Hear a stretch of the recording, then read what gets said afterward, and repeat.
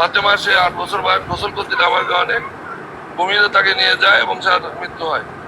এবং আমরা অনেক চেষ্টা করে উদ্ধার করতে পারি নাই, প্রশাসনের লোক আসছিল, কিন্তু আমরাই পরে উদ্ধার করেছি তার মৃতদেহ। তার যথাযথভাবে তার শ্রোতাল সহ তাকে সৎকার করা হয়েছে, দাফন করা হয়েছে। এবং পরবর্তী জেলা প্রশাসনের পুলিশ সুপার সাথে কথা হয়েছে যে এটা যাতে আর কোনো দুর্ঘটনা না ঘটে। আমরা খাদেম কর্তৃপক্ষ মাথারে আমরা এটা নিয়ে তাদের সাথে বারবার পরামর্শ করছি।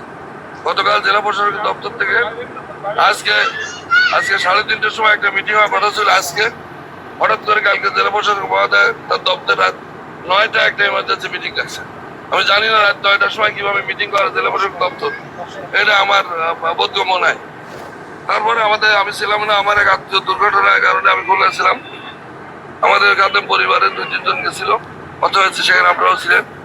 সেখানে কি সিদ্ধান্ত হয়েছে কুমিরকে এখানে সরিয়ে নেওয়া হবে এবং হবে খান জাহান আলী মাজার এবং এদিকে 550 বছর ধরে আমাদের পরিবার এবং আমরা এটি ঐতিহ্য দেখভাল করে আমরা আসছি।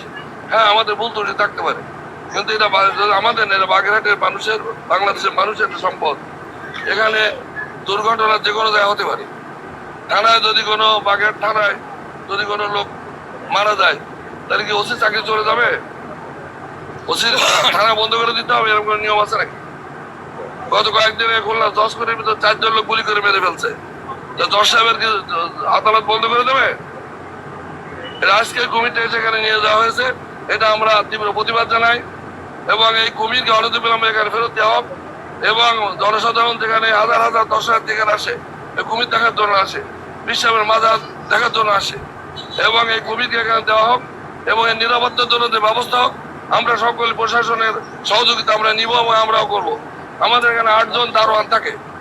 গত কিছুদিন আগে কুমিরে একটা কুকুরের বাচ্চা খাওয়ার কারণে সমস্যা হয়েছিল, আপনারা জানেন।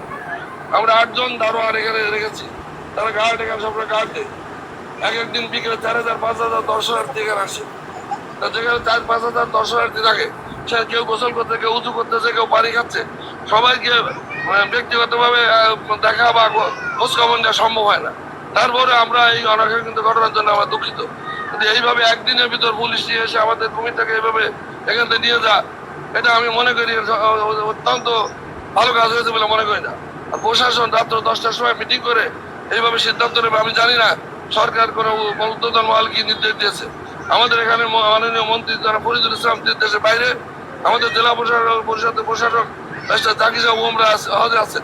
গতকালকে ওনার সাথে কথা হয়েছে, উনি আমাকে বলেছে আপনি ডিসি সাহেবকে বলবেন যে আমি আসি, তারপরে অফিসে আমরা এখানে যেটা ভালো হয় আমরা করবো। আমি জানি না উনি কারো এসে এভাবে করলেন, আমি এটা ভালো কাজ হয় নাই। আমাদের এটা আমরা তীব্র প্রতিবাদ জানাই।